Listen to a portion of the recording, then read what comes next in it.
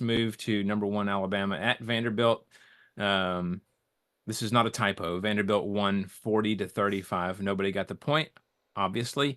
So here's a couple things. Vandy breaks a 40-year losing streak to Alabama, and the wild part is they did it in convincing fashion. It wasn't just a fluke. I mean, if you were watching this game, it wasn't just like, oh, well, they got lucky here and there. Like, they played really well. Now, there were some, happenstance plays. The pick six was kind of wild. But, I mean, other than that, Vandy just played really great. Historically, Bama, like Georgia, struggles against a mobile quarterback. And Vanderbilt used a lot of option, RPO, and misdirection to keep Alabama's defense on their heels. Vanderbilt's defense also made huge plays in this one. We talked about the pick six in the first half. Also, the strip sack fumble recovery in the second half was huge. Bama cut into that lead many times, but Vanderbilt answered every single time, and it was just bizarre to watch. So Vanderbilt was 0-60 against teams ranked in the top 5 in the AP top 25 leading up to this game. 0-60 against that. Now they're 1-60. Now they're 1-60. Got to start somewhere, man. Yep. And then another fun fact goes up now. Yeah, exactly. Another fun fact, Diego Pavia was the starting quarterback of New Mexico State last year when they beat Auburn at home. I don't know if you remember that wild game. I do remember So that. the common denominator here is him.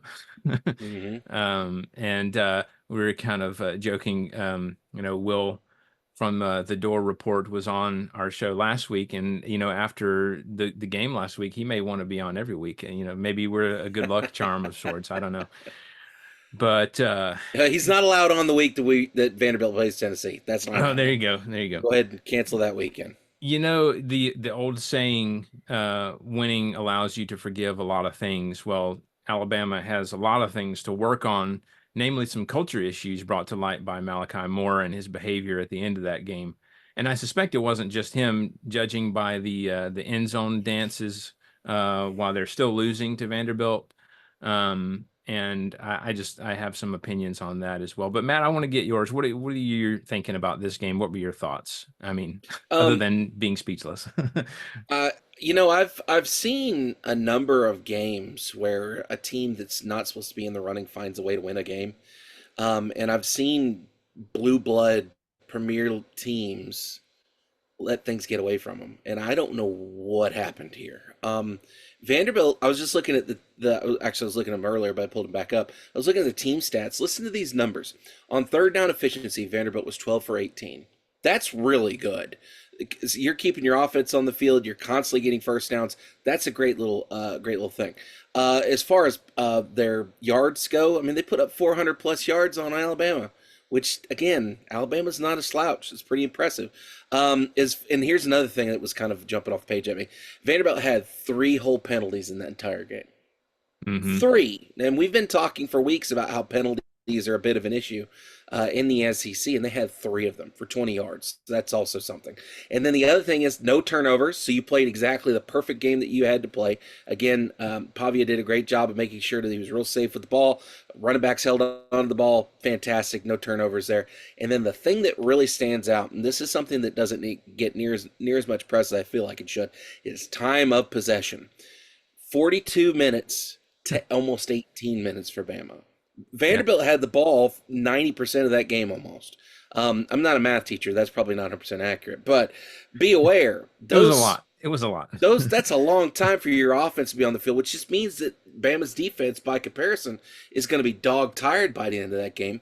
And Vanderbilt's defense is going to be rock solid fresh. And I think that was the difference in this game, is the offense stayed out on the field. They converted first downs. They didn't get a lot of yards per se, but they were still able to convert first down when they needed to and able to keep Alabama on the ropes. So, again, I don't know what kind of voodoo they had before that game, but, man, give everybody some because, golly, knocking off the number 1 team in the nation. And kudos to Vanderbilt because we had Will on last week, and we talk real bad about Vanderbilt around here just because they're easy to pick on.